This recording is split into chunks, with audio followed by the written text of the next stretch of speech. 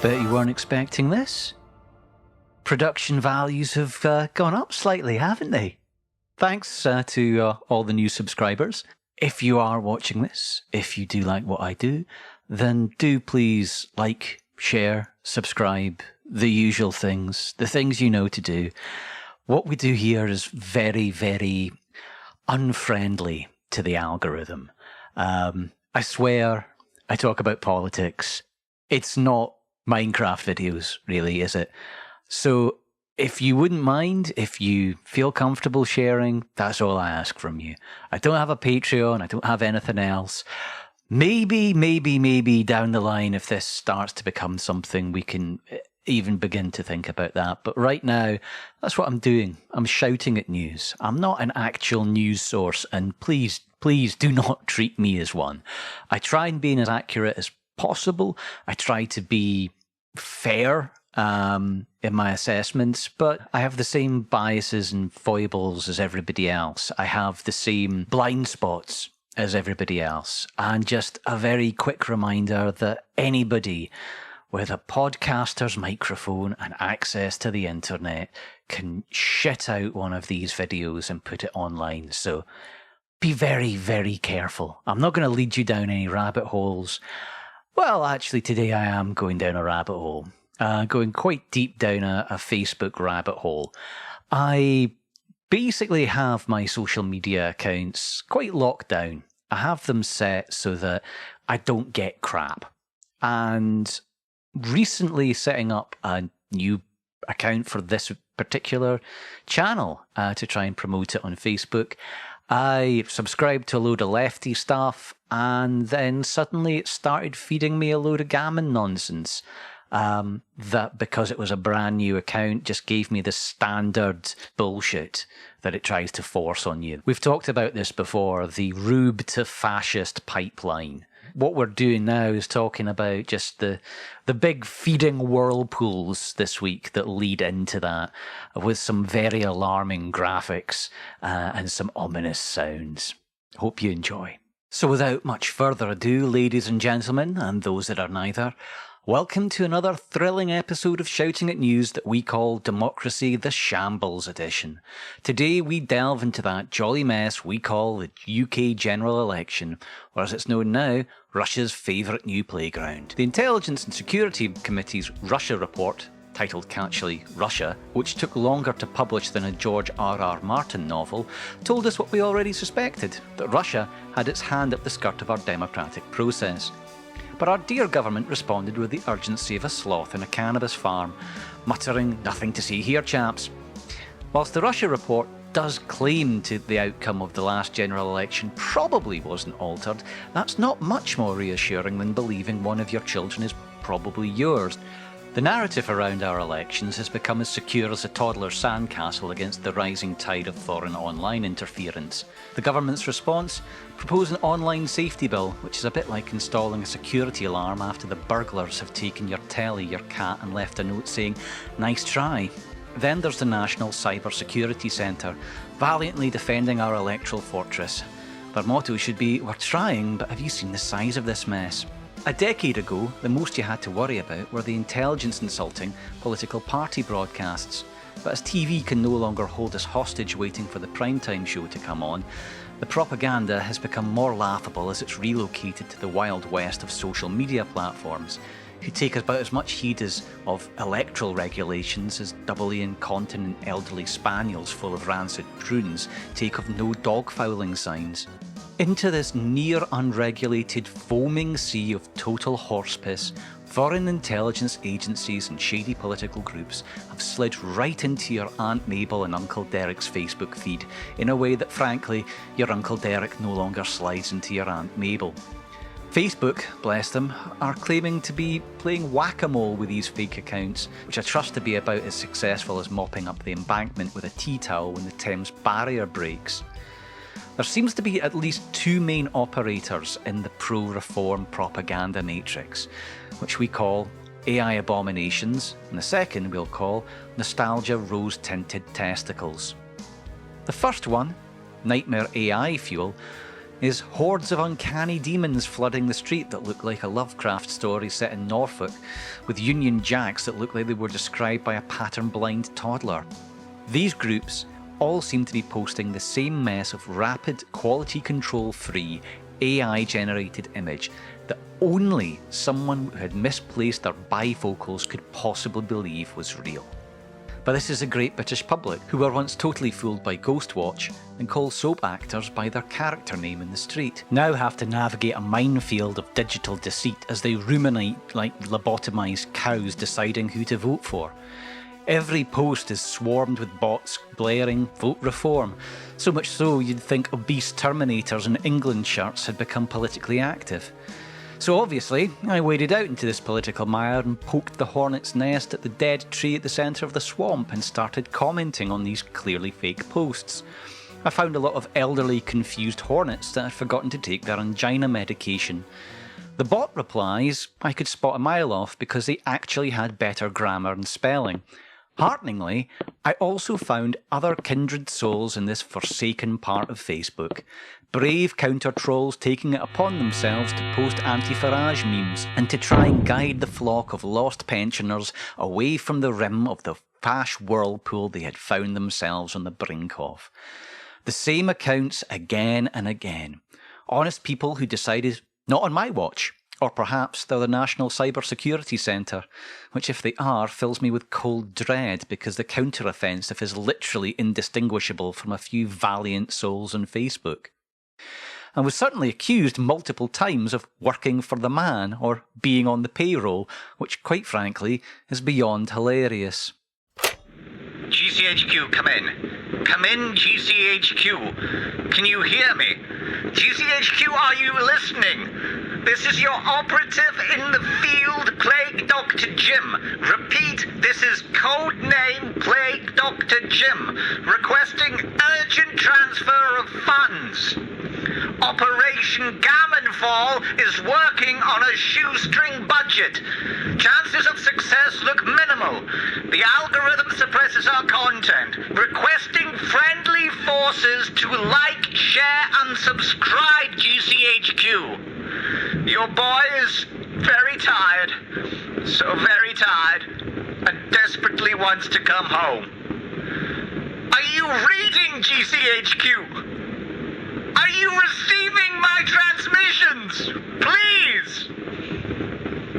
The situation is desperate! That was his last transmission, sir. We're attempting to find his location now. Godspeed.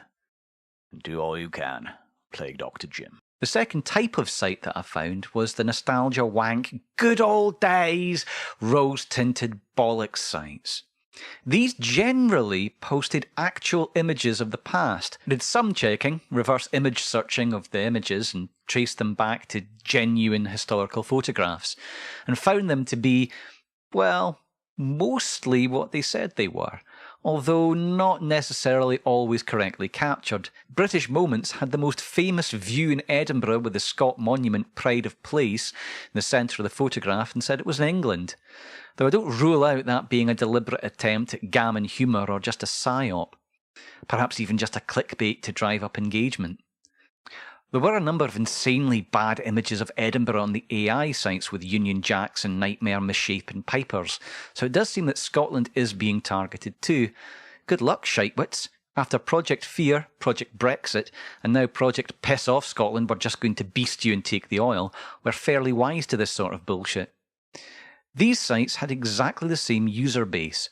Angry, frothing gammons, openly calling for a white ethno-state, demanding that all the Muslims be chucked out. The ending of Sharia law was just not enough for them. I tried scrolling back through these pages to find the origin of them. Through endless spam posting images, I eventually found all of these sites were less than 18 months old. And they only really ramped up the shit posting after the election was announced. Some even had blatant images of Richard Tice right at the start. One was clearly intended to be a fake news site and switched to nostalgia wank fairly quickly. It's clear that the good old days sites were run by a craftier operator. They genuinely had real engagement, real pictures, and if you ignored the fact that they were completely unmoderated and there were people just posting the usual absolutely xenophobic tripe, you might be mistaken for thinking it was a legitimate site. The AI sites were very different. The first one I scrolled down to the bottom of was an Alabama catering business Facebook page that had clearly once been a legitimate business and had baffled users posting in the comments wondering why suddenly their gourmet delicatessen was now waving the flag for the limeys. I tried reaching out to a couple of posters and the business themselves, but neither of them were particularly interested in talking to a journalistic plague doctor. Another AI site with the exact same photographs was originally an interior design firm in LA. Then I started to get some clues. A good chunk of these sites had been purchased with followers attached. A common theme of the early activity was spamming AI pictures of Jesus with hundreds of comments saying Amen. So that's what those pages are for.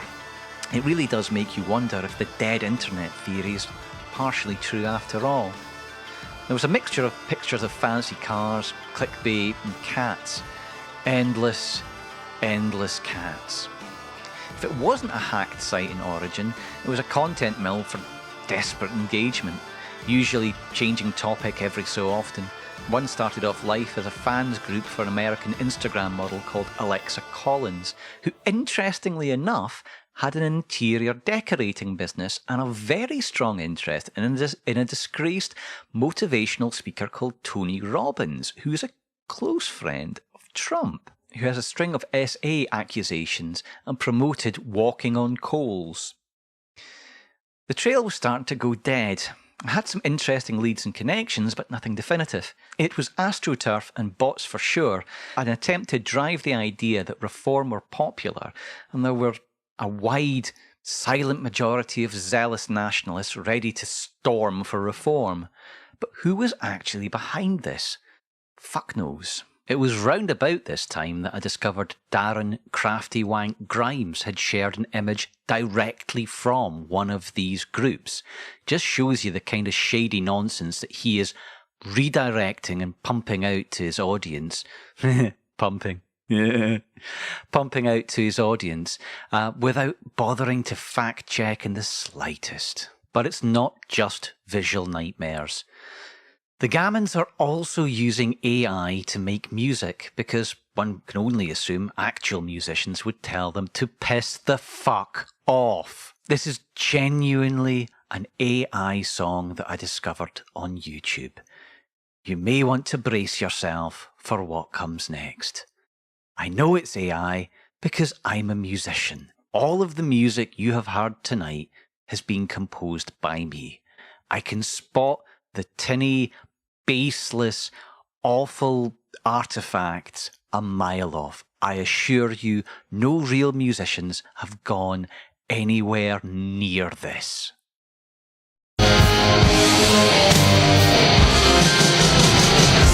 In the meadows where silence reigns, a distant roar is heard. A gentle giant once asleep, by invaders now stirred. From the hills to the city streets, a spirit begins to rise. The lion of this proud land awakens with fiery eyes.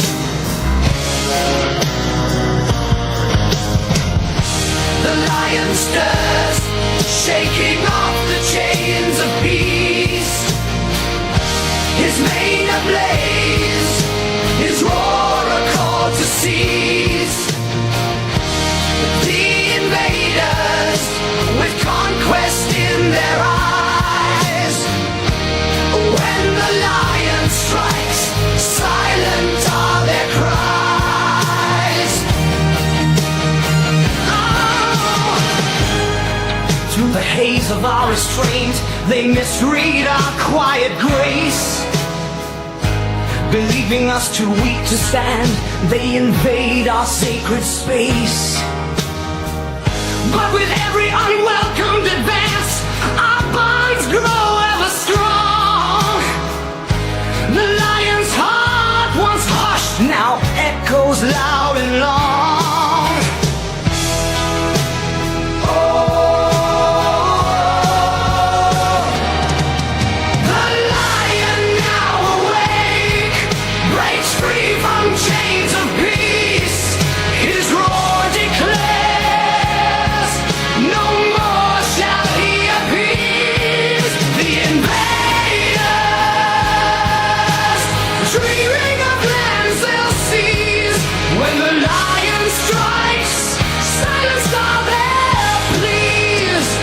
Is it done? Can I finally stop listening to that horror, that machine-generated horror? AI cock rock fash music. I don't want to live in this hellscape anymore. What follows next is not news. I am not a news source. This is my own minor research. This is me going down a rabbit hole. Do not take what I say next as gospel. I'm basically spitballing. I've basically dressed this up in the same way that everybody else dresses it up. Sit in front of a podcaster's microphone, put some scary images of the Matrix, put some random clip art images of people typing at keyboards. Be very aware of this. Be media literate. Be skeptical. Be safe. Do not take anybody like me shouting at news, this is why it's called shouting at news, at all seriously. This is speculation, and I want you to remember that. This isn't a bit. This isn't me trying to convince you. This isn't me playing out some four-dimensional chess web. This is me being open and honest about what's happening next in the content. It's a coincidence. Perhaps. Maybe. These are the things that I want you to take away and remember. I want you to remember none of this can be proved. I want you to remember that all of this is just supposition. So if you're sharing this, if you're thinking about this later, that's all that it is. Speculation. Take from it what you will. Ladle as much salt on it as you need to for taste. Whilst going down this rabbit hole, I did receive a tip-off. And I did do my due diligence on that tip-off. The Third Reform Party company director, yes, Reform is a private company with Farage as a director, is an Iranian by the name of Mehrtash A'Zami. A name that sounds like it should belong to a magician or a Bond villain. He's deeply involved in the AI and finance sectors. This is true. That is established fact. He's managed to weave a web of business interests that's as complex and opaque as the algorithms his companies likely peddle. A'Zami's financial dealings are a bit like Schrodinger's cat, simultaneously existing and not existing in a way that leaves you scratching your head and wondering about the nature of reality. A'Zami has a number of business interests, including crypto, which is of course a wheeze that Farage himself is all over, like the milkshake stains covering his suit. A'Zami runs several AI-based companies. 3 of them are called Nexus. That name rang a bell. One of the Facebook groups shunting the AI nightmare fuel was called Nexus Pro. Sparkle List and Sparkle Charm, 2 of the other Vampire Twink references, but a clear nod to the Sparkle AI model. If it is them, they weren't even trying to hide it. The trail of shit had led directly back to Farage's door, like he'd wandered home ripped to the gills on brandy and through a pigsty. A'Zami isn't just any player.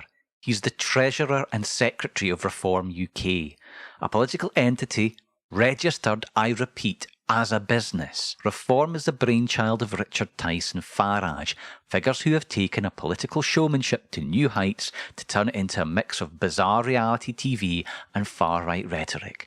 They've received far more airtime on GP News than Dave gets to sitcom reruns, thanks to billionaire backers like Paul Marshall and Christopher Chandler, who made a fortune in Russian gas in the wild 1990s. A'Zami's financial acumen is reflected in Reform UK's accounts, where despite receiving over 10 million in donations, they ended 2022 with net liabilities of over 1 million.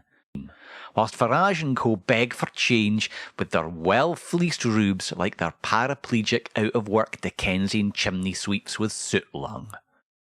A'Zami's companies promise groundbreaking medical AI advancements, whilst potentially engaging in practices that leave regulatory bodies reaching for the aspirin. It also leaves you a clue what reform are likely to peddle next, the idea of AI doctor's appointments to the plebs who can't afford to go private. Nexus product Mia claims to predict adverse health events before they happen. It's like having your own digital Nostradamus, but instead of predicting the fall of kings and cryptic poetry, it warns you about your cholesterol levels. It all sounds suspiciously familiar to the Theranos scandal, just with even less testability, as we're not even sure about the methodology that machine learning algorithms actually use to think and solve problems. Make it incredibly difficult to find out what went wrong if it mistakenly predicts your ruptured appendix is really indigestion. Meanwhile, the financial sector's love affair with AI means that someone like A'Zami can operate in a grey area, where the legitimate lines between business and outright chicanery blur like a bad trip when somebody's trying to sell you timeshare whilst you're both on ketamine. Let's talk about the crypto connections. Chris Harborn is a major donor to Reform UK, who is also known by his Thai alias Chakrit Sakunkrit. Harborn makes headlines not for his philanthropy, but for his involvement in the controversial cryptocurrency Tether.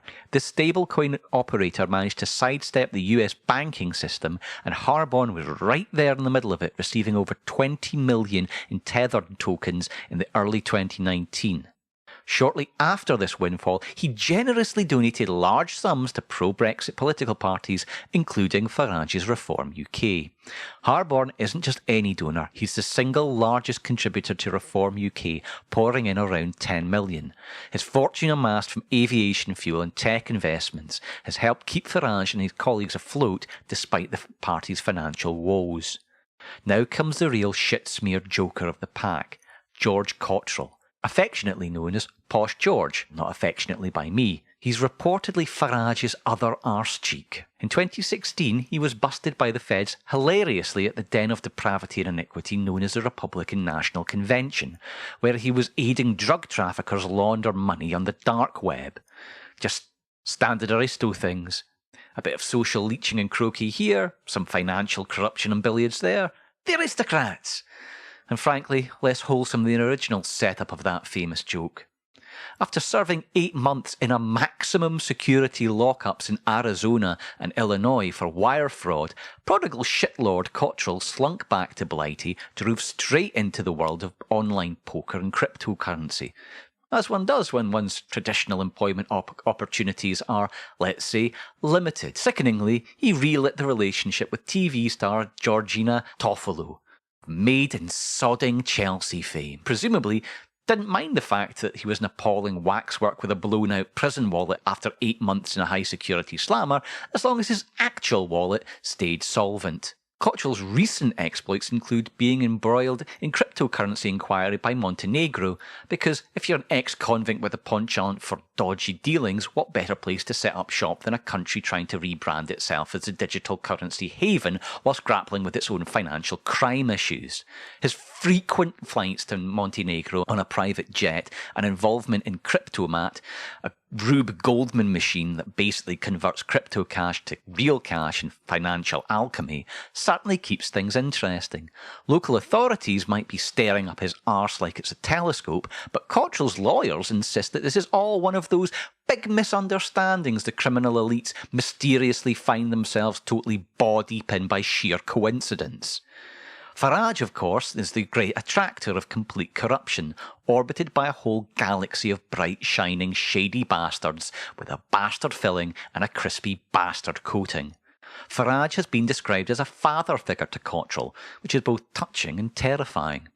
I almost expect Paul Joseph Watson, the subject of last week's video, and Cotrrell to have a hair-pulling contest screaming, "Alpha Papa Leader Daddy loves me more!" However, it's Cotrrell that's clearly Farage's favourite. Pajama Watso is just Farage's honking clown boy over on YouTube. Farage and Cotrrell's Erastes and Eremenos relationship, bet you weren't expecting ancient Greek jokes in this video, have been inseparable on the campaign trail, with Cotrrell lending his expertise from the world of shadow banking and offshore accounts to the cause. And who could forget the image of Farage and Cotrrell enjoying champagne at a polo event in Montenegro micro, perfect snapshot of the elitist pocket dimension they inhabit. Cotrrell continues to be a visible and influential shite floating in the bowl of the Reform Party, albeit as an unpaid volunteer, according to official statements. And there we have it. I can honestly not endure any more plague this week.